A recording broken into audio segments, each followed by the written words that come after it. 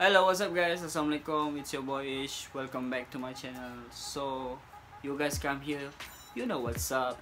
Hari ni segmen lain sikit, cerita daripada yang sebelum-sebelum ni. So, hari ni kita cerita pasal kisah seram.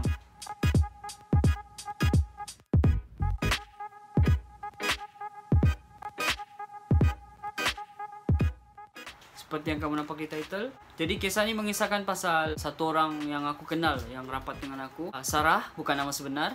Make sure jangan ke mana-mana. Jangan pergi toilet apa semua sebab takut ada yang ikut.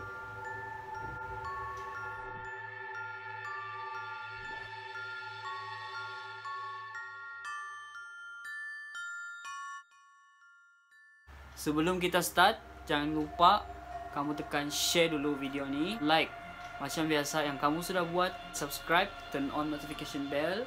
Jadi, tanpa mau membahas, jom kita ceritakan pengalaman beliau. Kisah ni sebenarnya Sarah ni dia ni kira lepasan study, baru habis belajar di Kota Kinabalu. So dia berpindah ke Kuala Lumpur untuk cari kerja yang lebih bagus lah. Orang cakap lebih better lah kan di sini sebab peluang pekerjaan di sini lebih banyak. Macam aku lah sekarang. Macam gitu. Dia pergi KL. Lepas dia pergi KL ni, dia tinggal rumah kawannya dulu sementara waktu sambil mencari rumah sewa lah. Dalam masa 3-4 hari begitu, dia dapat sudah rumah sewa ni.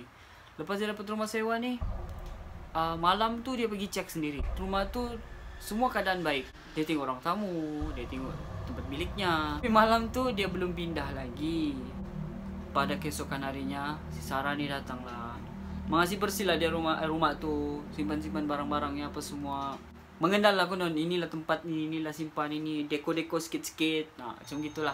Ni perempuan sebenarnya yang dalam rumah ni cuma satu orang saja. Satu orang dengan si Sarah ni. Jadi dia ada orang lain dalam rumah ni, diorang dua saja. And then malam tu dia bawa makan. Di bawah sudah ni, tiba-tiba perempuan tu tertinggal dia punya wallet. Dia suruh si Sarah ni pergi ambil di biliknya. Sarah ni tanpa fikir panjang apa semua, dia terus naik ke bilik tu, ambil dia punya wallet. Bila dia masuk bilik perempuan ni, dia dapat tahu yang perempuan ni ialah pramugari. Bila Sarah masuk dalam bilik tu, mau mengambil aku dan walletnya ni kan di atas cermin tempat makeup tu, dia tengok bilik ni semua kotor. Berdebu dia punya tilam, dia punya selimut macam beribu tahun tak cuci, hitam, berkarak. Lepas tu dia punya tempat makeup tu banyak potongan-potongan rambut. Kira macam tempat pemujaan lah bah. Ada lilit, penjuru-penjuru ni kotor macam bukan dia tinggal di situ, tapi sebenarnya itu bilik perempuan tu. So kamu dapat bayangkan yang seorang pramugari, kita dapat tahu bila dia bekerja. Kita boleh nampak bila, yalah kita biasa naik flight kan. Kalau kau tengok pun dorang bersih, muka dorang makeup cantik, kamu tengok rapi, clean, rambut ni semua, kulit. Tapi bila kita tengok balik dalam cerita si Sarah ni, kenapa perempuan tu begitu?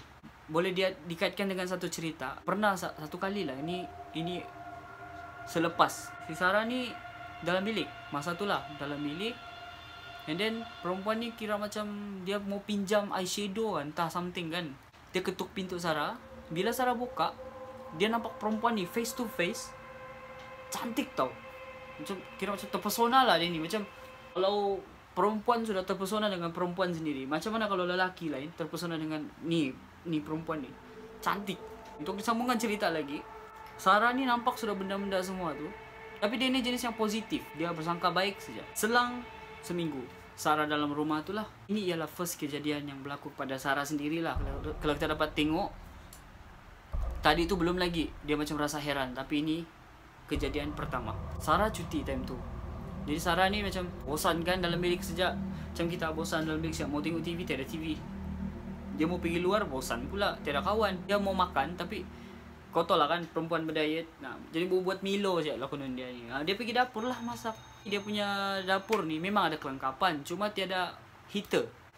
Ambil air panas ni masak lah macam biasa di tongges. Tongges pula, dapur masak. Jadi bila dia on, di sebelah sini ni memanggil namanya. Contohnya macam Sarah.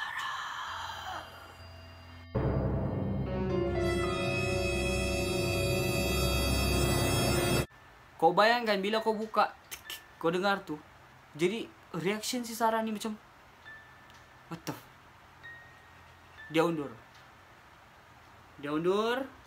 Dia kira macam, aku mau teruskan kah? Aku mau minum kan ni? Sudahlah macam, tiba-tiba aku satu orang di rumah tu gelap, tiada bunyi lagi. Kalau gulik jatuh, tuk tuk tuk, kau pun boleh dengar. Bayangkan. Dia off, pelan-pelan, dia cuba beranikan diri. Dia bilang, dah ni. Dia tahu benda tu ada di sebelah, tapi dia cakap sama dirinya sendiri, aku kena kuat. So dia masuk biliknya, terus dia sambung tidur. Dia sambung tidur guys. Nggak jadi buat Milo. Malam tu nggak jadi. Diet habis. Esok harinya masih ada trauma nih, masih ada dengar-dengar kan lampasan semalam tuh. Esoknya sama juga. Dia nggak mau keluar bilik langsung. So apa yang dia buat?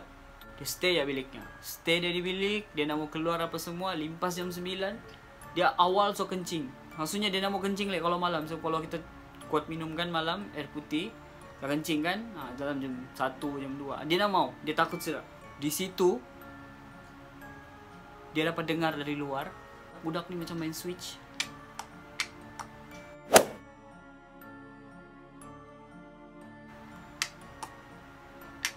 Lampu tu pak. Nampak bah dari bawah pintu. Pas tu kaki dung. Macam kira mau bawa pemain. Jadi dia mau tanya kakak tu macam, dia ni ada di rumah kan enggak nih? So, macam ada orang bah di luar, macam ramai. Rumah tu kosong. Dia satu orang saja. Kebetulan kan perempuan tu memang kerja pramugari, jadi dia akan terbang sana dalam 3 hari itu udah balik sini. Macam begitulah kerja dia orang. Dia Sarah ni macam bergigil, ketakutan. Keesokan harinya lagi begitu juga. Jadi macam berpikir dia, kalau aku telah di tempat lain, nanti macam mana juga susah mau cari rumah. Kita ni bukan orang senang, dia cakap. Dia cuba tahan lah. Second day-nya, macam third day, dia start terasa macam benda tu sudah masuk dalam bilik. Sinilah kejadiannya. Dia sudah rasa macam mau dirasuk. Dia macam rasa berat. Dia tidur nih, tapi kau rasa banyak situasi emosimu. Contohnya macam menangis. Tiba-tiba kau coba rasa mau menangis. Tiba-tiba kau rasa macam mau berteriak. Lepas tu ketawa sendiri. Macam-macam. Hallucination apa semua. Semua kau dapat rasa. Di sini dia macam rasa mau masuk sudah benda tu. Macam mau jadi histeria. Bayangkan dalam satu rumah satu orang dia. Siapa mau tahu kau dalam tu. Jadi dia call bapak dia. Bilang bapak dia, kau baca ayat ni, bapak tolong kau ini semua. Tertidur juga dia. So dia kira macam berlanjutan juga. Tapi dapat dikawal sudah actually. Jadi ada satu hari tu, Sarah ni ngam-ngam kerja shift petang jam 1. Dia terbangun awal, dalam jam 7 begitu, jam 8 pagi. Dia bangun lah. Dia pergi tengok TV di luar. Ngam-ngam ada pramugari tu lalu. Time tu pramugari tu kira macam cuti lah. Dia kerja jam 1, Sarah ni. Lalu depannya. Terus pergi luar, balkoni. Tak tahu kenapa tiba-tiba dia macam bercakap sendiri, ketawa-ketawa. Lepas tu macam, hai kau ni janganlah gitu. So kira macam gitu. Aku bilangnya, mau buat apa? Aku lari ndak boleh. Aku mau masuk bilik macam pelik pula tiba-tiba masuk bilik. Jadi Sarah ni positif je macam, dah tu. Biar siap lah tu. Dia selang dalam berapa minit begitu masuk dia bilik. Perempuan tu masuk bilik, dia ambil 2 biji gelas. 2 biji gelas, guys. Kamu tahu 2 orang dalam rumah ni bawa gelas, dia masuk biliknya. Jadi 1 gelas tu untuk siapa? Mau dikaitkan cerita lagi. Jam 1 tu Sarah pun berangkat lah pergi kerja. Jadi yang ini yang antar. Cerita lah pasal macam-macam. Dia ni kerja apa semua. Kira macam berkenalan gitu. Tiba-tiba dia buka cerita pasal macam mana dia tidur tiba-tiba. Dia cakap, kakak ni selesa kalau tidur naked. Aku ada sentuh tadi pasal bilik dia, selimut, dia punya katil. Macam mana dia tidur sedangkan benda tu kotor? Jadi Sarah pun macam, dah kan aku tidur telanjang sedangkan benda tu nonsense bah. Doesn't make any sense. Orang putih bilang. Pas dia pergi kerja ni, dia tanyalah kawannya, kerjanya. Bla bla bla bla bla, bilang kawannya, mungkin dia ni ada belah something. Kita tak tahu. Tapi kau mesti hati-hati lah. Jadi kakak tu call malam tu, dia balik kerja. Dia bilang, dek, kau free kan malam ni? Kakak ambil kau, kita dinner sama-sama. Dia ambil ni. Macam biasa, okay, lepas kedai mamak macam biasa. Cerita-cerita lah macam, oh kau dulu mau kerja apa, gini apa. Tapi satu topik ni, tiba-tiba dia open, pop gitu. Dia cerita pasal dia punya nenek.